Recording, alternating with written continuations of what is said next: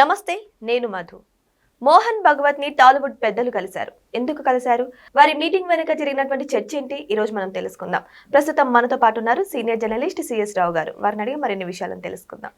నమస్కారం సార్. నమస్తే సార్, మోహన్ భగవత్ ని టాలీవుడ్ పెద్దలు కలిసినట్టు తెలుస్తోంది. దాని వెనక కారణం ఏంటి సార్? సో మోహన్ భగవత్ గారు ఆర్ఎస్ఎస్ చీఫ్.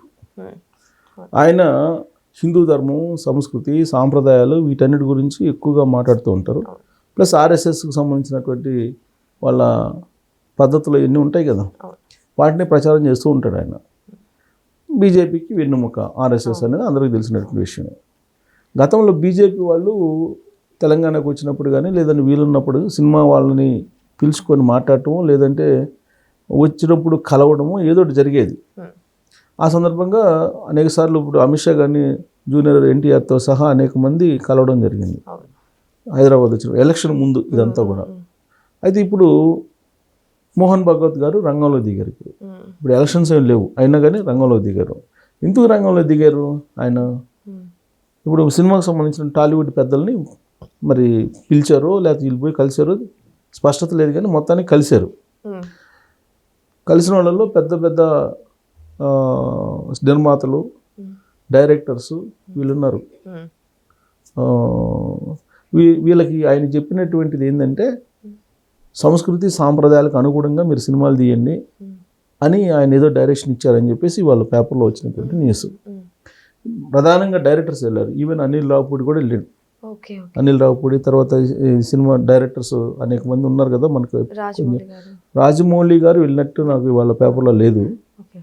రాజమౌళి గారు అంతకుముందు కలిశారు, బీజేపీ వాళ్ళతో టచ్లో ఉన్నారు. బీజేపీ వాళ్ళ ఫాదర్ కూడా రాజ్యసభ ఏదో ఇచ్చారు కదా. సో కాదు, రాజమౌళి గారు టచ్లో ఉన్నారు, జూనియర్ ఎన్టీఆర్ టచ్లో ఉన్నారు బీజేపీ తోటి. రామ్ చరణ్, ఉపాసన వీళ్ళు పోయి నరేంద్ర మోడీ గారిని కలిశారు. ఇవన్నీ జరుగుతూనే ఉన్నాయి. అయితే ఇప్పుడు డైరెక్టర్స్ ఎవరైతే ఉన్నారో వీళ్ళని, ఇప్పుడు పవన్ కళ్యాణ్ గారి దగ్గర ఉంటారు కదా అతను డైరెక్టర్, ఇప్పుడు ఆయన కూడా వెళ్ళారు. సో వీళ్ళందరూ కూడా ప్రధానమైనటువంటి వాళ్ళు డైరెక్టర్స్, నిర్మాత సురేష్ బాబు నిర్మాత, వీళ్ళందరూ కలిశారని చెప్పి వాళ్ళు వచ్చినటువంటి న్యూస్. అయితే ఓవరాల్గా వాళ్ళు చెప్పింది ఏంటంటే సినిమాకు సంబంధించినటువంటి మాధ్యమం అనేది బలమైనటువంటి మాధ్యమం. దాంట్లో మనం చూపించేటువంటి దృశ్యాలు కానీ మనం చూపించేటువంటి పదజాలం కానీ ఇవి సమాజాన్ని ఇన్ఫ్లుయెన్స్ చేస్తాయి.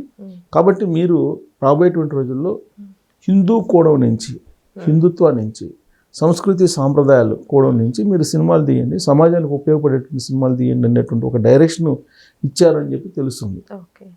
కాబట్టి ఇది ఎందుకు ఇచ్చారంటే ఇలాంటి డైరెక్షన్. ఇప్పుడు బాహుబలి సినిమా నరేంద్ర మోడీ గారు చూశారని చెప్పి ఆయన ట్వీట్ చేశారు అప్పట్లో. పుష్ప సినిమా ఇది సమాజానికి ఏం పనికి వస్తుందని చెప్పేసి గరికపాటితో పాటు గరికపాటి నరసింహరావు గారితో పాటు అనేక మంది అసలు విమర్శించారు. ఆ సినిమాని కలెక్షన్స్ రాబట్టచ్చు అంతా పక్కన పెడితే, పుష్ప సినిమా సంబంధించి పుష్ప 2 కానీ ఇవన్నీ ఏంటి, ఎర్రసందును స్మగ్లింగ్ సంబంధించినటువంటి వ్యవహారాలు, ఎలా స్మగ్లింగ్ చేయాలి, స్మగ్లింగ్ చేసేవాడిని హీరోగా చూపించినటువంటి సినిమా అది. అందుకే ఈ సినిమాల వల్ల సమాజం చెడిపోతుంది, సమాజం పక్కదావ పడుతుంది. విలనిజాన్ని హీరోయిజంగా భావిస్తూ ఉన్నారు. కాబట్టి మీరు సబ్జెక్ట్ ఎన్నుకునేటప్పుడు కానీ మీరు టేకింగ్లో కానీ సమాజానికి ఒక మంచి డైరెక్షన్ ఇచ్చేలాగా మీరు ఉండండి అని చెప్పేసి ఆయన ఏదో సందేశం ఇచ్చారని చెప్పి తెలుస్తుంది. ఇవాళ బీజేపీ వాళ్ళు కానీ ఆర్ఎస్ఎస్ వాళ్ళు కానీ ఏదైనా చెప్తే అది ఖచ్చితంగా సినిమా వాళ్ళు చేస్తారు, చేయకుండా ఉంటారు. దాన్ని ధిక్కరించి చేసే పరిస్థితి ఉండదు. ఎందుకని సార్? ఆల్రెడీ అనుమతులు, ఇప్పుడు మనకి విజయ్ సినిమా ఉంది, టీవీ జననాయకన్ ఎందుకు రిలీజ్ కాలేదు? ఇప్పుడు సెంట్రల్ సెన్సార్ బోర్డే ఆపేసింది. జననాయకన్ ఇప్పట్లో రిలీజ్ అవుతున్నా కాదనేది డౌటే. సో కాబట్టి ప్రభుత్వంలో ఉన్నటువంటి వాళ్ళని కాదని ఏమీ చేయలేరు. ఒకప్పుడు మనకి బాలీవుడ్లో అమీర్ ఖాన్, షారుఖ్ ఖాన్, సల్మాన్ ఖాన్ వీళ్ళే కాన్లే కనిపించేవాళ్ళు. మరి ఇప్పుడు ఈ కాన్లు ఏమైపోయారు?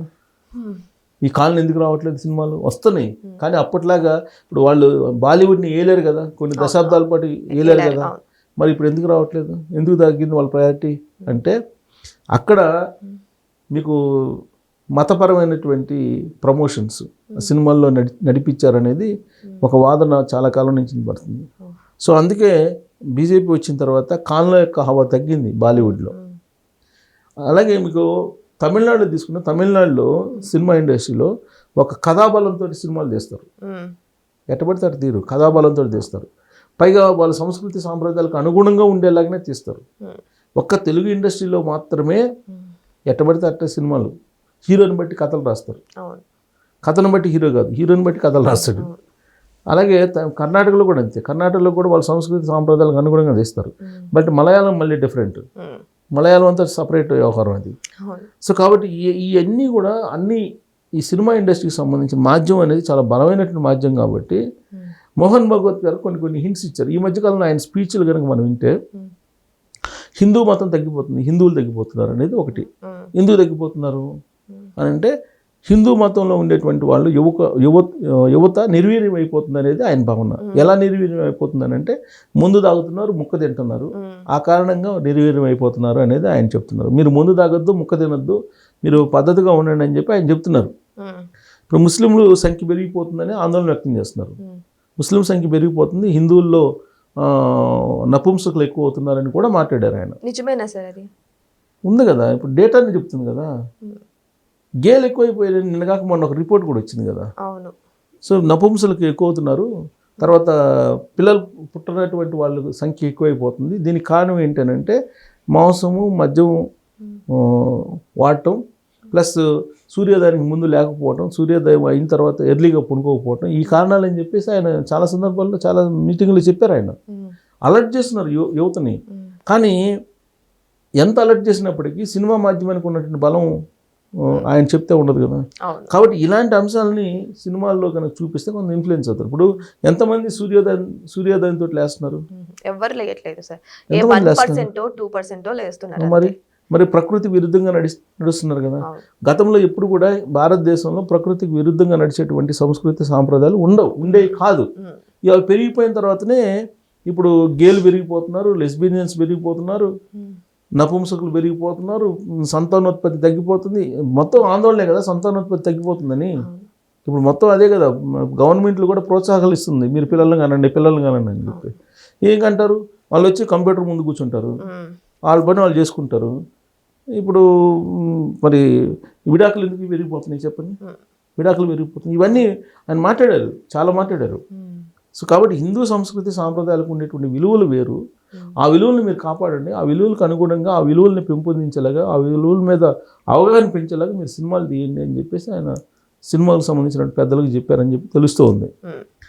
అంటే నేను చెప్పేది అంతకుముందు ఆయన చెప్పినటువంటి స్పీచ్ల అంశాలు చెప్పాయి. ఇవన్నీ కూడా మద్యం, మాంసం తిని మీరు తయారవుతున్నారు అని చెప్పి ఎందుకు చెప్పారంటే ఆ మద్యంలో కల్తీ ఉంది, ఆ మాంసంలో కల్తీ ఉంది, స్టెరాయిడ్స్ వాడుతున్నారు, ఆ స్టెరాయిడ్స్ కారణంగా నిర్వీర్యం అయిపోతున్నారు అని చెప్పి చెప్తుంది.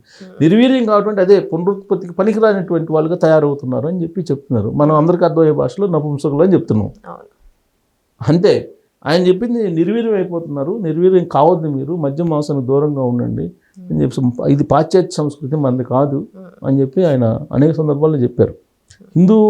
హిందువులు తగ్గిపోతున్నారంటే ఆందోళన ఉంది. హిందూ సంతతి తగ్గిపోతుంది, ముస్లిం సంతతి ర్యాపిడ్గా పెరుగుతుంది అనేటువంటి డేటా కూడా తీశారు.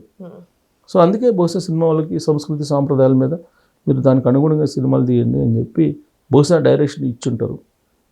బీజేపీ వాళ్ళు పిలిస్తేనేమో రాజకీయ కోణం నుంచి ఉపయోగించుకోవడానికి, వీళ్ళు పిలిస్తేనేమో సంస్కృతి సాంప్రదాయాలకు అనేది అర్థమవుతుంది. సో ఏదేమైనా సరే మోహన్ భగవత్ని ప్రముఖ సినీ డైరెక్టర్లు కలడానికి రీజన్ అయితే ఇది అని తెలుస్తుంది. ఎందుకంటే హిందూ తత్వాన్ని కాపాడండి, మన యువతను ముందుకు తీసుకెళ్ళండి అనే ఉద్దేశంతో కలుస్తున్నట్టు చర్చ జరిగినట్టు తెలుస్తోంది. మరి ఏదేమైనా సరే ఇది అధికారికంగా బయటపడాల్సి ఉంది. మరి వెయిట్ చేసి చూద్దాం. Thank you so much. Thank you sir.